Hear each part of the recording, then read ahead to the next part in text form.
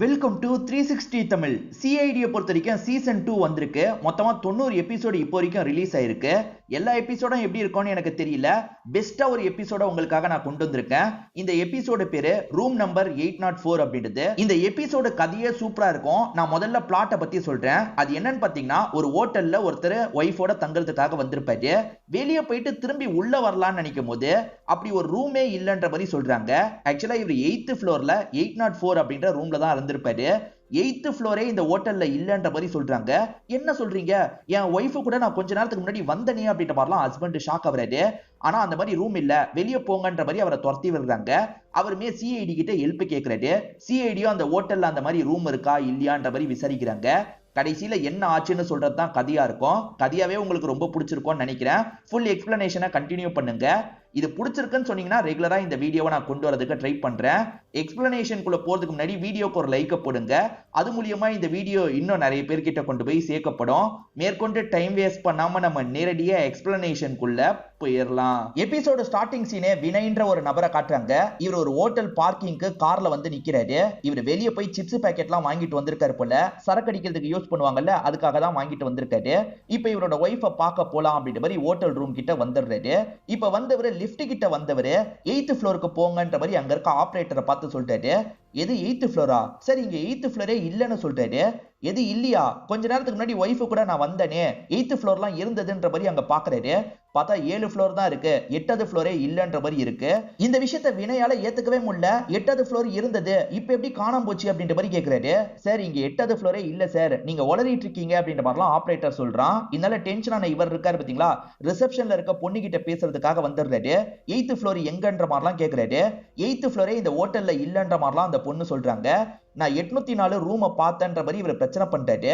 அப்பன்னு பார்த்து மேனேஜர் வந்துடுறாரு. என்ன வேணும்ன்ற மாதிரிலாம் கேட்கிறாரு. அப்பதான் இவர் குடிச்சிருக்கிறது தெரிய வருது. குடிச்சிருக்கீங்களா? நீங்க உளறிட்டு இருக்கீங்க. இந்த ஹோட்டல்ல நீங்க எந்த ஒரு ரூமும் புக்கே பண்ணலன்ற மாதிரி சொல்லிட்டாரு. இல்ல, நான் என்னோட ஒய்ஃபு கூட வந்தேன், நீங்க ஏமாத்துறீங்க அப்படின்ற மாதிரி வினய் சண்டை போடுறாரு. இவங்களுமே பதிலுக்கு சண்டை போடுறாங்க. ஒரு ஸ்டேஜ்ல முதல்ல இங்க இருந்து கிளம்புங்க அப்படின்ற மாதிரிலாம் இவரை வெளியே இழுத்துட்டு போயிட்டு இருக்காங்க. இப்ப இவருமே விடுங்க விடுங்கன்ற மாதிரிலாம் சொல்றாரு. கேட்காம இவங்க வெளியே இழுத்துட்டு போயிட்டு இருக்காங்க. இவர் வெளியே போனதுக்கு அப்புறம் மேனேஜர் இருக்கார்ல, யாருக்கோ கால் பண்ணி பேசுறாரு. எதுக்காக இந்த மாதிரி கால் பண்ணி பேசுறாருன்னு தெரியல. இப்ப வெளியே இழுத்துட்டு வந்த செக்யூரிட்டி இருக்கார்ல, இவரை பிடிச்சி தள்ளி விடுறாரு. இப்ப இவருமே சோகமா எந்திரிச்சு நிக்கிறாரு. என் ஒய்ஃபுக்கு என்ன இருக்கும் அப்படின்ற மாதிரிலாம் இந்த இடத்துல யோசிக்கிறாரு. நம்ம போலீஸ் கிட்ட போய் இந்த விஷயத்த சொன்னா என்னன்ற மாதிரிலாம் இவர் யோசிக்க ஆரம்பிக்கிறாரு. அப்படியே கட் பண்ணி மறுநாள் காலையில நடக்கிறத காட்டுறாங்க. இந்த ரெசார்ட் காட்டு பகுதிக்கு பக்கத்துல இருக்கு போல. இப்ப சிஐடி ஆபீசரான 3 பேர் இந்த இடத்துக்கு வந்திருக்காங்க. தயா, அபிஜித்லாம் வந்திருக்காங்க. மேனேஜர் என்ன விஷயம்ன்ற மாதிரிலாம் கேட்கிறாரு. ரூம் வேணுமான்ற மாதிரி கேட்கிறாரு. அப்பதான் இவங்க சிஐடி அப்படின்றத புரிய வைக்கிறாங்க. சிஐடி வந்திருக்கீங்களா, எதுக்குன்ற மாதிரி கேட்கிறாரு. இல்ல, இங்க ஒரு நபர் ஒய்ஃபு காணோம்னு கம்ப்ளைண்ட் கொடுத்திருக்காரு, அதனால தான் வந்திருக்கோம்னு சொல்றாங்க. லோக்கல் போலீஸ் விசாரிச்சிருக்காங்க போல. சார், லோக்கல் போலீஸே விசாரிச்சுட்டு ஒன்னும் இல்லைன்னு கிளம்பிட்டாங்கன்ற மாதிரிலாம் மேனேஜர் சொல்லிட்டாரு. ஆனா ஹஸ்பண்ட் ஏத்துக்கல, அதனால தான் எங்க கிட்ட வந்திருக்காரு. அவரோட ஒய்ஃப் இங்கதான் இருக்கிறதா சொல்றாரு அப்படின்ற மாதிரிலாம் கேட்டுட்டு இருக்காங்க. சார், அவர் என்னென்னமோ உளறிட்டு இருக்காரு சார். 8th ஃப்ளோர் இருக்கிறதாவும் 804 ஒரு ரூம் இருக்கிறதாவும் சொல்றாரு. அந்த மாதிரி எல்லாம் ரூம் இல்லவே இல்லன்ற மாதிரி ரிசப்ஷன்ல இருக்க பொண்ணு சொல்லிட்டு இருக்காங்க. பக்கத்துலயே ஒரு போட்டோ இருக்கு. அவரோட பேரு பூத் பால் அப்படின்றது. இவர் தான் ஓனரா அப்படின்ற மாதிரி அபிஜித் கேட்கிறாரு. ஆமா சார், இவர் தான் ஓனரு. இவரை பொறுத்த வரைக்கும் இப்போதைக்கு வீல் சேர் சப்போர்ட்ல தான் இருக்காரு. எப்பயாவது மட்டும் தான் ஓனர் இந்த இடத்துக்கு வருவாரு அப்படின்ற மாதிரிலாம் இந்த பொண்ணு சொல்றாங்க. இவர் மேற்கொண்டு நிறைய கேள்வி கேட்டு விசாரணை எல்லாம் பண்ணிட்டு இருக்காரு. 8th ஃப்ளோரை நம்ம போய் செக் பண்ணி பார்த்தா என்னன்ற மாதிரிலாம் யோசிக்கிறாரு. இப்படி எல்லாம் பேசிட்டு இருக்கும் போது அந்த இடத்துக்கு ஹஸ்பண்ட் வினய் வந்துடுறாரு. இப்போ ஒரு கல்லை வச்சு இவங்களை அடிக்கிறதுக்கு ட்ரை பண்றாரு. அதுக்குள்ள இவங்க எல்லாம் வந்து அவரை தடுத்துட்டு இருக்காங்க. அவசரப்படாதீங்க, நாங்க விசாரணை பண்றோம் அப்படின்ற மாதிரிலாம் சொல்றாங்க. சரி, இவங்க ஏமாத்துறாங்க சார், என் ஒய்ஃபை இவங்க தான் சார் ஏதோ பண்ணிருக்காங்க அப்படின்ற மாதிரிலாம் சொல்லிட்டாரு. சரி, இவன் உளறிட்டு இருக்கான்ற மாதிரி மேனேஜரும் கூட கூட பேசுறாரு. 2 பேரும் அமைதியா இருங்கன்ற மாதிரி சிஐடி டீமை சேர்ந்தவங்க தான் கண்ட்ரோல் பண்ணிட்டு இருக்காங்க. சரி, செக் பண்ணி பார்க்கலாம், லிஃப்ட் இருக்கிற இடத்துக்கு போலான்ற மாதிரி இவங்களுமே வினய் கூட சேர்ந்து நடக்கிறாங்க. இப்ப இந்த மேனேஜர் இருக்கார்ல, ஓனருக்கு கால் பண்ணி சிஐடி வந்திருக்காங்கன்ற மாதிரி சொல்லிட்டாரு. இப்ப இவருமே பின்னாடி நடந்து அந்த லிஃப்ட் இருக்கிற இடத்துக்கு வந்துடுறாரு. 8th ஃப்ளோருக்கு போங்கன்ற மாதிரி சொல்றாங்க. சார், 8th ஃப்ளோரே இல்ல சார், நீங்களே பாருங்கன்ற மாதிரி காட்டுறாங்க. 7 ஃப்ளோர் தான் இருக்கு. சரி, 7th ஃப்ளோருக்கு போங்க அப்படின்ற மாதிரி சிஐடியை சேர்ந்தவங்க சொல்றாங்க. இப்ப இவருமே டிராவல் பண்ண ஆரம்பிக்கிறாரு. இப்ப 7th ஃப்ளோருக்கு வந்தவங்க 7th ஃப்ளோரை பெருசா செக் பண்ண மாட்டாங்க. படிக்கட் வழியா மேல் ஃப்ளோருக்கு போலான்ற மாதிரி யோசிக்கிறாங்க. இப்ப படிக்கட் வழியா எல்லாருமே மேல இருக்க ஃப்ளோருக்கு வந்துடுறாங்க. அது பார்த்தா மொட்டை மாடி காமெடியா இருக்கும். ஆக மொத்தத்துல 8th ஃப்ளோர் இல்ல அப்படின்றது இவங்களுக்குமே புரிஞ்சிருது. நீங்க எப்படி 8th ஃப்ளோருக்கு வந்தீங்கன்ற மாதிரி கேக்குறாங்க. சார் 8th ஃப்ளோரான்னு எனக்கு தெரியாது சார், 8 அப்படின்ற மாதிரி பட்டன் இருந்தது, அதை கிளிக் பண்ணி நான் அந்த இடத்துக்கு வந்தேன் சார், அங்க 804ன்ற ரூம்ல தான் சார் நான் இருந்தேன்ற மாதிரிலாம் சொல்லிட்டாரு. ஒய்ஃப் மிஸ் ஆன மாதிரி வேற ஏதாவது மிஸ் ஆச்சா, உங்க திங்ஸ் மிஸ் ஆச்சான்ற மாதிரி கேக்குறாங்க. சரி என்னோட வெட்டிங் ரிங் மிஸ் ஆச்சு, பர்ஸ் மிஸ் ஆச்சுன்ற மாதிரி சொல்லிட்டாரு. சார் அவன் உளறிட்டு இருக்கான்ற மாதிரி மேனேஜர் குறுக்க பேசுறாரு. அவன் குடிச்சிருந்தான் சார் அப்படின்ற மாதிரியும் சொல்றாரு. நீங்க குடிச்சிருந்தீங்களா அப்படின்ற மாதிரி சிஐடி ஆபீசர்ஸ் கேக்குறாங்க. ஆமா சார் நான் எப்பவுமே குடிப்பேன், நேத்தும் கொஞ்சம் குடிச்சிருந்தேன்ற மாதிரி சொல்லிட்டாரு. அதனால சிஐடி ஆபீசர்ஸ்க்கே இவர் மேல டவுட் வர ஆரம்பிக்குது. இவர் உண்மையதான் சொல்றாரா அப்படின்ற மாதிரிலாம் யோசிக்கிறாங்க. சந்தேகப்படுற மாதிரி இவரை பார்த்து கேள்வி எல்லாம் கேட்டுட்டு இருக்காங்க. இதனால கோவப்பட்ட இவர் இருக்கார்ல, சார் இவன் தான் சார் என்னோட ஒய்ஃப் ஏதோ பண்ணிருக்கான் அப்படின்ற மாதிரி அந்த மேனேஜர் கிட்ட சண்டைக்கு போறாரு. அந்த சண்டையில இவர் கீழே விழுந்து மயக்கமாயிடுறாரு. இவர் கொஞ்சம் ஹெல்த் ரீதியா வீக்கா இருக்காருன்னு புரிஞ்சு ஹாஸ்பிட்டலுக்கு அனுப்பி வச்சிடுறாங்க. இந்த ஹஸ்பண்ட் சொல்றது உண்மையா பொய்யான்ற மாதிரிலாம் யோசிக்கிறாங்க. இத பத்தி தயாவும் அபிஜித்தும் பேசிக்கிட்டே வந்துட்டு இருக்காங்க. அப்பதான் ஒரு பெரியவர் இந்த ரெஸ்டாரண்ட்டுக்கு பக்கத்துல பாட்டு பாடிட்டு இருக்க சவுண்ட் கேக்குது. என்ன இங்க உட்காந்து பாட்டு பாடிட்டு இருக்காருன்ற மாதிரி அவர்கிட்ட பேசுறதுக்காக இவங்களுமே வந்துடுறாங்க. பாட்டெல்லாம் சூப்பரா பாடுறீங்கன்ற மாதிரி முதல்ல அந்த பெரியவரை பாராட்டுறாங்க. அந்த பெரியவர் பாடினாரு பாத்தீங்களா, அதுல பூத்பால் அப்படின்ற வார்த்தை வந்திருக்கும். ஆக்சுவலா இந்த ரெஸ்டாரண்டோட ஓனர் பேர் தான் பூத்பாலா இருக்கும்.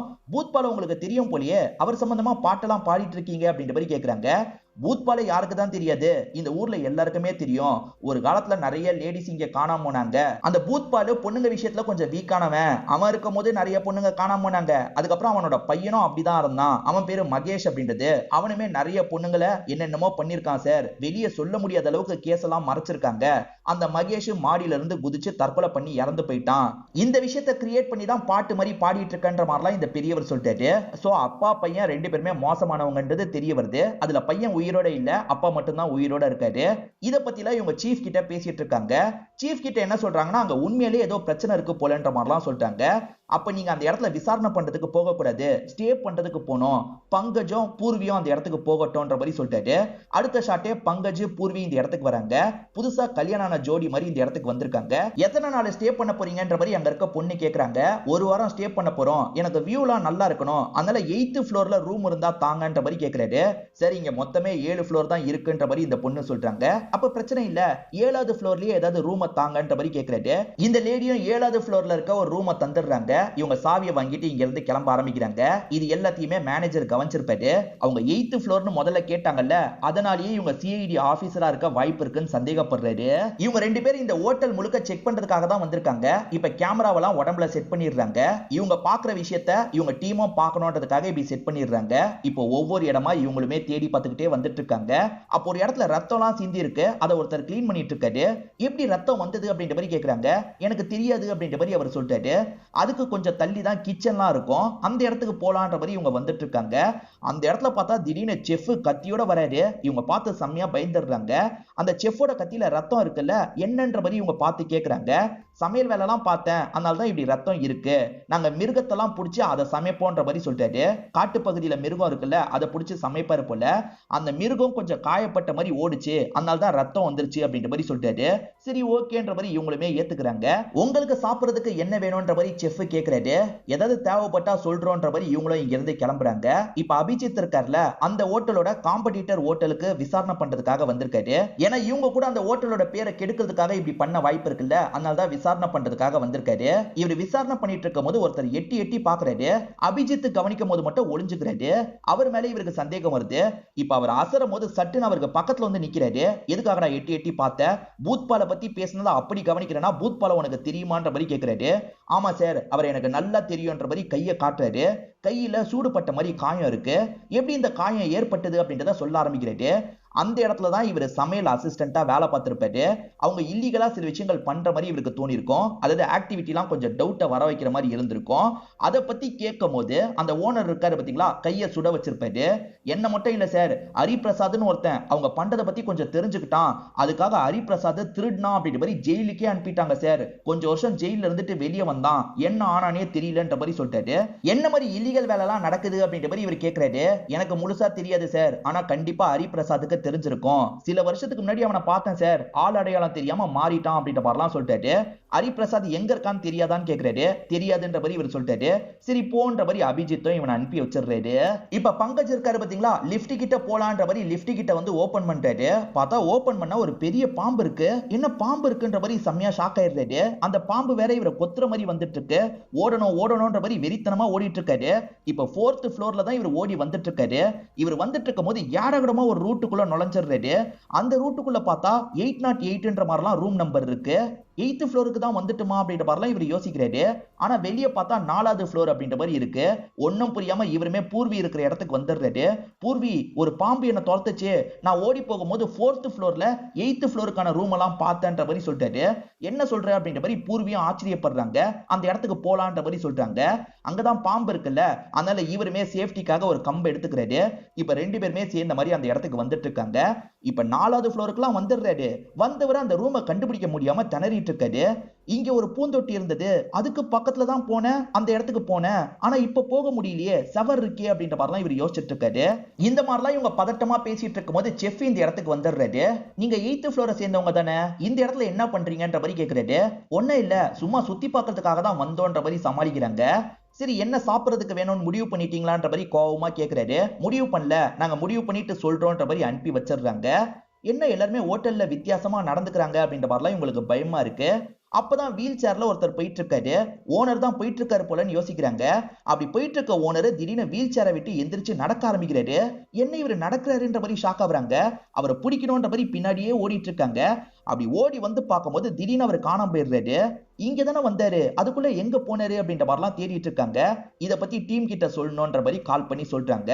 அந்த பூத்பாலை நாங்க பார்த்தோம், திடீர்னு காணாம போயிட்டாருன்ற மாதிரிலாம் சொல்லிட்டு இருக்காங்க. அதே சமயம் பூத்பால் இருக்காரு பாத்தீங்களா, ஆபீஸ்ல இருக்க சீஃபை பாக்குறதுக்காக வந்துட்டு இருக்காரு.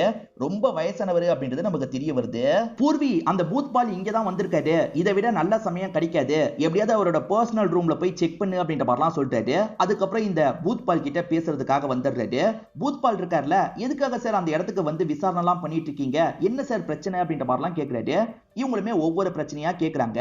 ஆக்சுவலா ஒரு ஒர்க்கரோட கையை நீங்க சுட வச்சிருக்கீங்க, ஏன் இப்படி பண்ணீங்கன்ற மாதிரி கேக்குறாங்க. சார், அவன் ரொம்ப மோசமா நடந்துகிட்டான், ஒரு சண்டையில அந்த மாதிரி நடந்துருச்சு சார், மத்தபடி நான் யாரையும் காயப்படுத்த மாட்டேன்ற மாதிரிலாம் சொல்லிட்டாரு. எது காயப்படுத்த மாட்டீங்களா? ஹரிபிரசாத்னு ஒருத்தன் நீங்க பண்ண ஏதோ ஒரு விஷயத்த பார்த்திருக்கான், அதனால அவன் திருடினான்ற மாதிரி பழி போட்டு நீங்க ஜெயிலுக்கு அனுப்பியிருக்கீங்க, உண்மையை சொல்லுங்கன்ற மாதிரிலாம் கேக்குறாங்க. சார், அந்த ஹரிபிரசாத் சரியான திருடன் சார், அடிக்கடி எங்களோட ஹோட்டல்ல இருக்க பொருள்லாம் திருடிட்டு இருந்தான், அதை கண்டுபிடிச்சுதான் நான் போலீஸ் கிட்ட மாட்டி விட்டேன் சார். எங்க ஹோட்டலை பத்தி எல்லாருமே வதந்தி தான் பரப்பிட்டு இருக்காங்க, அவங்க சொல்ற மாதிரி எதுவுமே இல்ல சார், நாங்க ஒழுக்கமா தான் ஹோட்டலை ரன் பண்ணிட்டு இருக்கோம்ன்ற மாதிரி சொல்லிட்டாரு. உங்க பையனை பத்தி ஒவ்வொன்னு சொல்றாங்களே, அதெல்லாம் உண்மையான்ற மாதிரி கேக்குறாங்க. என் பையன் மகேஷ் பொண்ணுங்க விஷயத்துல கொஞ்சம் அப்படி இப்படிதான் சார் இருந்தான், நான் பயங்கரமா அவனை கண்டிப்பேன், ஒரு ஸ்டேஜ்ல அவனுமே தற்கொலை பண்ணி இறந்து போயிட்டான் சார், இதுதான் நடந்தது அப்படின்ற மாதிரிலாம் சொல்லிட்டு இருக்காரு. இப்ப அப்படியே கட் பண்ணி அந்த சைட்ல பூர்வியை நமக்கு காட்டுறாங்க. பூர்வி எப்படியாவது அவரோட ரூம் கீயை எடுக்கணும்ன்ற மாதிரி யோசிக்கிறாங்க. வெளியே வந்து தேன் கூடு இருக்கு, அதை கலைச்சிடலாம் அப்படின்ற மாதிரி இவங்க கலைச்சிடுறாங்க. இப்ப கலைச்சதுனால உள்ள தேனிலாம் வந்துருதுல, எல்லாருமே தெரிச்சு ஓடிட்டு இருக்காங்க. ரிசப்ஷன்ல இருக்க பொண்ணும் தெரிச்சு ஓடிடுவாங்க. அந்த இடத்துக்கு பூர்வி வந்து சாவி எடுத்துடுறாங்க. இந்த சைடு இவர் பேசிட்டு இருக்கும் போது கரெக்டா ஹோட்டல்ல பிரச்சனைன்ற மாதிரி கால் வருது. சார், ஹோட்டல்ல பிரச்சனையா, நான் போகணுன்ற மாதிரி இவருமே இங்க இருந்து கிளம்ப ஆரம்பிக்கிறாரு. இவர் கிளம்பி போகும்போது இவங்களோட டீமை சேர்ந்த ஒருத்தர் இருக்காருல, இந்த பூத்பாலோட ஃபுல் ரெக்கார்டையும் எடுத்துட்டு வந்து இவங்க கிட்ட பேச ஆரம்பிக்கிறாரு. ஆக்சுவலா இந்த பூத்பால் பையனோட கேஸை வேக வேகமா முடிச்சிருக்காரு சார், அதே மாதிரி ஹரிபிரசாத் மேல தப்பு இல்லைன்ற மாதிரி தான் விசாரணை பண்ண போலீஸ் சொல்றாரு. காசை வாங்கிட்டு மேல் லெவல்ல இருக்க ஆபீசர் தான் கேஸை முடிச்சிருக்காரு. சோ இந்த பூத்பால் இவர் சொல்ற மாதிரி நல்லவரா இருக்க வாய்ப்பு இல்ல சார், கண்டிப்பா அங்க ஏதோ தப்பு நடக்குது அப்படின்ற மாதிரிலாம் அசிஸ்டன்ட் சொல்றாரு. இப்ப இவங்களுமே அந்த பூத்பாலோட ரூம்குள்ள வந்துடுறாங்க. மத்த ரூமை கம்பேர் பண்ணும்போது ரொம்ப சின்னதா இருக்கு, என்ன பூத்பாலே இவ்வளவு சின்ன ரூம்ல தான் இருக்காரான்ற மாதிரிலாம் யோசிக்கிறாங்க. இப்ப செவத்துல தெரியாம இடிக்கும் போது சவுண்ட் வித்தியாசமா கேக்குது, என்ன வித்தியாசமா கேக்குது அப்படின்ற மாதிரிலாம் யோசிக்கிறாங்க. இத பத்தி டீம் கிட்ட சொல்லலாம் அப்படின்ற மாதிரி இவங்களுமே வெளியே வந்து டீம் கிட்ட பேசுறதுக்கு நினைக்கிறாங்க. இவங்க மும்மரமா டீம் கிட்ட பேசலாம் நினைக்கும் போது கீழே பாம்பு வருது, இவங்க கால்லயே கொத்திடுது. இவங்க வலியால பயங்கரமா துடிச்சிட்டு இருக்காங்க. இவங்க கிட்ட பேசலான்னு ஒருத்தர் வந்திருப்பாரு, பார்த்தா இவங்க மயங்கின மாதிரி விழுந்து கிடக்குறாங்க. சார், அவன் மயங்கி இருக்கா போல அப்படின்ற மாதிரிலாம் சொல்றாரு. என்னாச்சு ஏதாச்சு அப்படின்ற மாதிரி எல்லாருமே ஷாக் ஆகுறாங்க. அவங்க எங்க இருக்காங்கன்றத அவங்களோட கேமரா மூலியமா இவங்க கண்டுபிடிக்கிறாங்க. பங்கஜ், உடனே அந்த இடத்துக்கு போ, பூர்விக்கு ஏதோ பிரச்சனை போலன்ற மாதிரி சொல்லிட்டாங்க. போறன்ற மாதிரி பங்கஜும் அந்த இடத்துக்கு வந்துடுறாரு. அவர் வந்து பார்க்கும்போது பாம்பு கடிச்சிருக்கு அப்படின்றது தெரிய வருது. சார், பாம்பு கடிச்சிருக்கு சார், உடனே இந்த இடத்துக்கு வாங்க சார் அப்படின்ற மாதிரிலாம் சொல்லிட்டாரு. சரின்ற மாதிரி டீமை சேர்ந்தவங்களும் ஏத்துக்கிறாங்க. இதெல்லாம் எங்க நடக்குதுன்னா 4th ஃப்ளோர்ல தான் நடந்துட்டு இருக்கு. இப்பதான் பங்கஜ் ஒரு விஷயத்தை கவனிக்கிறாரு. சார் கொஞ்ச நேரத்துக்கு முன்னாடி பூந்தொட்டி வேற ஒரு பக்கம் இருந்தது, இப்ப வேற ஒரு பக்கம் இருக்குன்னு சொல்றாரு. என்ன சொல்ற பங்கஜ் அப்படின்ற மாதிரி இவங்களும் கேட்டுட்டு இருக்காங்க. இப்ப பங்கஜ் அங்க இருக்க சவத்தை தொடுறாரு. பார்த்தா சவரே ஓபன் ஆகுது. சோ பூந்தொட்டியை இடம் மாத்தி வச்சா அந்த இடம் ஓபன் ஆகும் போல. ஓபன் பண்ணி போனா அந்த இடத்துல வந்து 804 803ன்ற மாதிரி நிறைய ரூம்லாம் இருக்கிறது தெரிய வருது. இத பத்தி டீம் கிட்ட இவர் சொல்றாரு. அதனால தயா இருக்கார்ல அந்த இடத்துக்கு கிளம்பி வந்துடுறாரு. கொஞ்சம் கொஞ்சமா உள்ள வந்துட்டு இருக்காங்க. அங்க பார்த்தா ஒரு பெரிய ரூம் இருக்கு. அந்த ரூம்ல பாம்போட விஷத்தெல்லாம் சேர்த்து வச்சிருக்கிறது தெரிய வருது. இதை இவங்க பார்த்துட்டு இருக்கும் போது கரெக்டா அந்த செஃப் வந்துடுறாரு. அவர் தான் பாம்பு கிட்ட இருந்து விஷம்லாம் எடுத்துட்டு இருக்காரு போல. தப்பிச்சுதான் பாம்பு வெளியே வந்திருக்கு போல. இப்ப தயாவை அடிச்சிடலான்ற மாதிரி கையெல்லாம் ஓங்குறாரு. நம்ம தயாவை அடிக்க முடியுமா? தயா பிடிச்சி இந்த செஃப்பை பயங்கரமா அடிச்சிடுறாரு. இங்க என்ன நடக்குது ஒழுங்கா சொல்லுன்ற மாதிரிலாம் தயா கேட்கிறாரு. இந்த செஃப்பும் சொல்ல ஆரம்பிக்கிறாரு. பாம்பை பிடிச்சி விஷம் எடுக்கிறதுலாம் இல்லீகலான விஷயமா இருக்கும். இவங்க காட்டுல பாம்பை பிடிப்பாங்க போல, அது கிட்ட இருக்க விஷத்தெல்லாம் எடுத்து விற்பாங்க போல. அதை தான் தொடர்ச்சியா பண்ணிட்டு இருக்காங்க. பூத்பால் சொல்லி தான் இந்த விஷயத்த நான் பண்ணிட்டு இருக்கேன் அப்படின்ற மாதிரிலாம் இவன் சொல்லிட்டு இருக்கான். சோ இவங்க சீக்கிரட்டா சில விஷயங்கள் பண்றதுக்காக தனியா சில ரூமை ஏற்பாடு பண்ணி வச்சிருக்காங்க. 4th ஃப்ளோர்ல தான் அந்த ரூம் எல்லாம் ஏற்பாடு பண்ணி வச்சிருக்காங்க. அந்த வினயோட ஒய்ஃப் பேரு மாயா அப்படின்றது. மாயா எங்கன்ற மாதிரி இவர் கேட்கிறாரு. அவங்க எங்கன்னா எனக்கு தெரியாது அப்படின்ற மாதிரி இவன் சொல்லிட்டு இருக்கான். உனக்கு தெரியாம இருக்கலாம், ஆனா பூத்பாலுக்கு தெரியும். பூத்பாலோட ரூமுக்கு கூட்டு போ அப்படின்ற மாதிரி சொல்றாங்க. சரி கூட்டு போறேன் அப்படின்ற மாதிரி இவனுமே அந்த ரூமுக்கு கூட்டு வந்துடுறான். அந்த ரூம்ல பார்த்தா பூத்பால் இல்ல. அவரோட வீல் சேர் அங்கதான் இருக்கு, ஆனா அவர் இல்ல.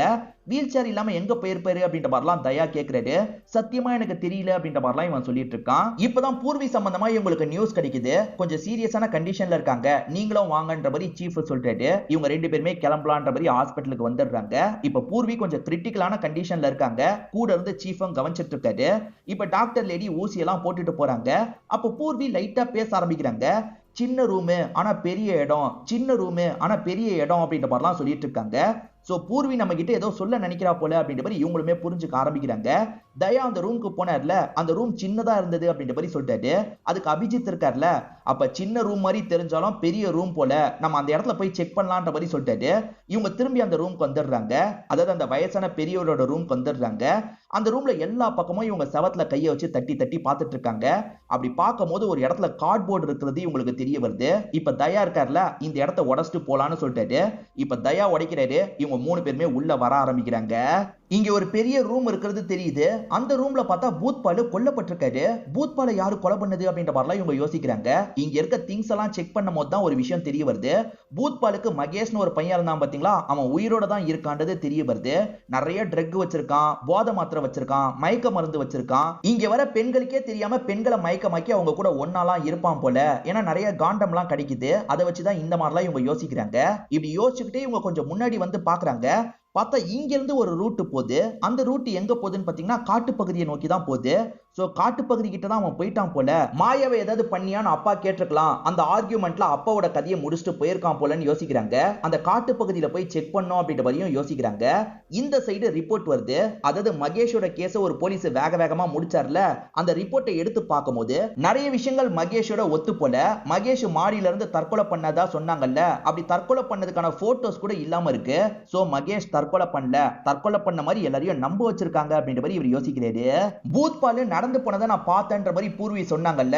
சோ பூத்பால் நடந்து போல, பூத்பாலோட பையன் தான் நடந்து போயிருக்கான். அப்பா மாதிரியே அவனுமே அந்த இடத்துல இருந்திருக்கான். வர பெண்கள் கிட்ட எல்லை மீறி நடந்திருக்கான் போல அப்படின்ற மாதிரிலாம் இவங்க யோசிக்க ஆரம்பிக்கிறாங்க.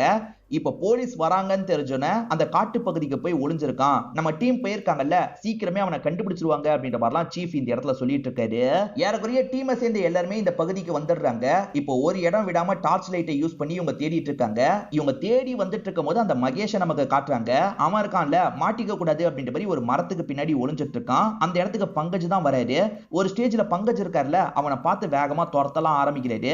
இப்ப வேற ஒரு இடத்துல அபிஜித் இருக்காருல, ஒரு லேடியோட பாடி இருக்கிறத பாக்குறாரு. பக்கத்துல வந்து பார்க்கும்போது வினயோட ஒய்ஃப் மாயான்றது தெரிய வருது. பங்கஜ் அந்த சைடுல என்ன பண்றாருன்னா அந்த மகேஷை அடிச்சு லாக் பண்ணிடுறாரு. இப்ப மகேஷை புடிச்சிடுறாங்க. அந்த லேடியோட பாடியும் செக் பண்றாங்க. அந்த லேடியை யாரோ கத்தியால குத்தி சாவடிச்சிருக்காங்கன்னு தெரிய வருது. நீ தானே சாவடிச்சு அப்படின்ற மாதிரி மகேஷை போட்டு அடிச்சிட்டு இருக்காங்க. அதே மாதிரி வினய்க்கும் இன்ஃபார்ம் பண்ணி வர வச்சிடுறாங்க.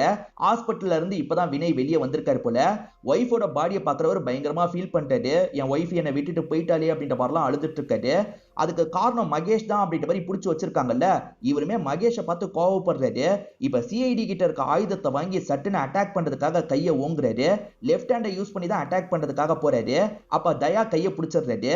அவன் இந்த கொலையை பண்ணல, சொல்ல போனா நீங்க தான் இந்த கொலையை பண்ணிருக்கீங்கன்ற மாதிரி சொல்றாரு. இதை கேட்கிற வினய் ஷாக் ஆயிடுறாரு. நீ தானே பண்ணன்னு மகேஷை கேட்டிருப்பாங்க. சத்தியமா நான் இந்த விஷயத்த பண்ணலன்னு சொல்லியிருப்பான். பாடியை இவங்களாம் அனலைஸ் பண்ணி பாக்குறாங்க. அப்ப லெஃப்ட் ஹேண்டை வச்சுதான் யாரோ கத்தியால குத்தி இருக்காங்க அப்படின்றது இவங்களுக்கு தெரிய வருது. லெஃப்ட் ஹேண்ட் யாருன்ற மாதிரிலாம் இவங்க யோசிக்கிறாங்க. ஆக்சுவலா வினய் இருக்கார்ல, கல்ல தூக்கி அடிக்கிற மாதிரி வந்தார்ல, அப்ப லெஃப்ட் ஹேண்ட் தான் யூஸ் பண்ணிருப்பாரு. அப்ப வினய் தான் இதை பண்ணிருக்க வாய்ப்பு இருக்குன்ற மாதிரிலாம் யோசிச்சிருப்பாங்க. அது மூலியமா தான் தயா லாக் பண்ணிருப்பாரு. இப்ப தயாவும் அடிச்சு மேற்கொண்டு நடந்த விஷயத்த சொல்ல ஆரம்பிக்கிறது. இதனால மட்டும் நீ மாட்டல, உன்னோட வெட்டிங் ரிங்கும் கிடைச்சது அப்படின்ற மாதிரி சொல்லிட்டாரு. ஆக்சுவலா இவரு வெட்டிங் ரிங் மிஸ் ஆச்சுன்னு சொன்னாரு பாத்தீங்களா, இவருக்கு மிஸ் எல்லாம் ஆயிருக்காது. இவர் ஒய்ஃபை கொல்லும் போது ஒய்ஃப் இருக்காங்கல்ல, கையில இருந்து உருவி இருப்பாங்க. சோ ஒய்ஃபோட கையில தான் அந்த வெட்டிங் ரிங் இருக்கு. இந்த வினய் எப்படி இந்த கொலையை பண்ணிருக்க வாய்ப்பு இருக்குன்றதை இவங்களுமே எக்ஸ்பிளைன் பண்ண ஆரம்பிக்கிறாங்க. ஆக்சுவலா ஹரிபிரசாத்னு ஒருத்தன் இந்த ஹோட்டல்ல வேலை பார்த்து ஜெயிலுக்கு எல்லாம் போனான் பாத்தீங்களா, அவன் இப்ப விஜய் பிரசாத் அப்படின்ற மாதிரி பேரை மாத்திருப்பான். அந்த விஜய் பிரசாத் இவனோட ஃப்ரெண்டா இருப்பான். ரெண்டு பேருமே பேசிக்கும் போது விஜய் பிரசாத் அந்த ஹோட்டலை எப்படியாவது பழி வாங்கணும் அப்படின்ற மாதிரி சொல்லியிருப்பாரு. அந்த ஹோட்டல்ல இல்லீகலா சில விஷயங்கள் நடக்குது, 4th ஃப்ளோர்ல சீக்கிரட்டா சில ரூம் எல்லாம் இருக்குன்றதா சொல்லியிருப்பான். அதை நமக்கு சாதகமா பயன்படுத்திக்கணும் அப்படின்ற மாதிரி இந்த வினய் யோசிச்சிருப்பாரு. இந்த வினய் ஒய்ஃபை சாவடிக்கணும்னு நினைச்சிருப்பாரு. இவரே காட்டு பகுதிக்கு கூட்டு வந்து ஒய்ஃபோட கதையை முடிச்சிருப்பாரு.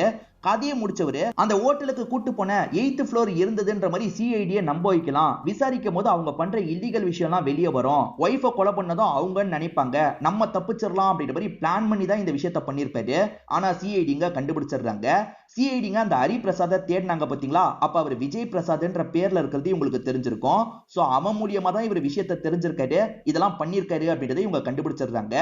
எதுக்காகடா ஒய்ஃபை போய் கொலை பண்ண அப்படின்ற மாதிரி கேக்குறாங்க. அதுக்கான காரணத்தை இவர் சொல்லிட்டாரு. இவரை பொறுத்த வரைக்கும் எப்ப பாரு ட்ரக் எடுத்துக்கிட்டே இருப்பாரு. ஒய்ஃப் வேணான்ற மாதிரி சொல்லுவாங்க. அதை மீறியே இவர் எடுத்துட்டு இருக்காருல, ஹஸ்பண்ட பிரிஞ்சு போனா என்னன்ற மாதிரி அவங்க யோசிக்க ஆரம்பிச்சிருப்பாங்க. என்னை விட்டு அவ போக கூடாதுன்னு நினைச்சேன், அதனால தான் ட்ரிப்ன்ற மாதிரி இந்த இடத்துக்கு கூட்டு வந்தேன். இந்த காட்டு பகுதியில வச்சு அவ கதையை முடிச்சிட்டேன். அதுக்கப்புறம் இந்த ஹோட்டல்ல இருக்கவங்கள மாட்டி விட்டுலாம், நம்ம தப்பிச்சிடலாம் நினைச்சுதான் இந்த விஷயத்த பண்ணேன். ஆனா இப்ப மாட்டிக்கிட்டேன் அப்படின்ற மாதிரிலாம் இவன் சொல்லிட்டு இருக்கான். ஸ்டார்டிங் மேனேஜர்லாம் பயந்த மாதிரி காமிச்சாங்கல்ல, ஏன்னா இந்த ஹோட்டல்ல இல்லீகல் வேலை நடக்குது, சிஐடி எல்லாம் வந்தா பிரச்சனைன்றதுக்காக தான் அந்த மேனேஜர் பயந்திருப்பாரு. பூத்பால் பயந்ததும் அதுக்கு தான். பூத்பாலை பொறுத்த வரைக்கும் பையன் இந்த இடத்துல தப்பெல்லாம் பண்ணிட்டு இருக்கான், அது வெளியே வந்துட போகுதுன்ற மாதிரி பயந்திருப்பாரு. பையனோட வேலை என்ன தெரியுமா, ஹோட்டலுக்கு தங்கறதுக்காக வராங்கல்ல அந்த பொண்ணுங்க கிட்ட கொஞ்சம் சில்மிஷெல்லாம் பண்ணுவான். அதாவது அவங்கள மயக்கமாக்கி அவங்க கிட்ட எல்லை மீறிலாம் நடப்பான் போல. அதை தொடர்ச்சியா அவன் பண்ணிட்டு இருக்கான். பையன் இறந்து போயிட்டான்னு எல்லாரையும் நம்ப வச்சு பையனுக்கு இந்த விஷயத்துல அப்பா ஹெல்ப் பண்ணிட்டு இருந்திருப்பாரு. ஆனா சிஐடி வந்ததுக்கு அப்புறம் அப்பாக்கும் பையனுக்கும் சண்டை வந்திருக்கும். அதுலதான் அப்பாவை இவன் சாவடிச்சு தப்பிக்கிறதுக்கு ட்ரை பண்ணிருக்கான். இப்ப ரெண்டு பேரையும் இவங்க பிடிச்சிடுறாங்க. அதே மாதிரி பூர்வி தேறி வந்துட்டாங்கன்ற தகவல் தெரிய வருது. இவங்களுமே இந்த இடத்துல சந்தோஷப்படுறாங்க. கேஸை சால்வ் பண்ணிட்டோன்ற மாதிரி இங்க இருந்து கிளம்புறாங்க. இதோடயே இந்த கதையை முடிச்சிடுறாங்க. கண்டிப்பா இந்த கதையில வந்த ட்விஸ்ட் அண்ட் டர்ன்ஸ்லாம் உங்களுக்கு பிடிச்சிருக்கும்னு நம்புறேன். இந்த வீடியோ உங்களுக்கு பிடிச்சிருந்ததுன்னா லைக் பண்ணுங்க, கமெண்ட் பண்ணுங்க, மறக்காம 360 தமிழ் சேனலை சப்ஸ்கிரைப் பண்ணுங்க. தொடர்ச்சியா இந்த மாதிரி வீடியோக்கள் வந்துகிட்டே தான் இருக்கும்.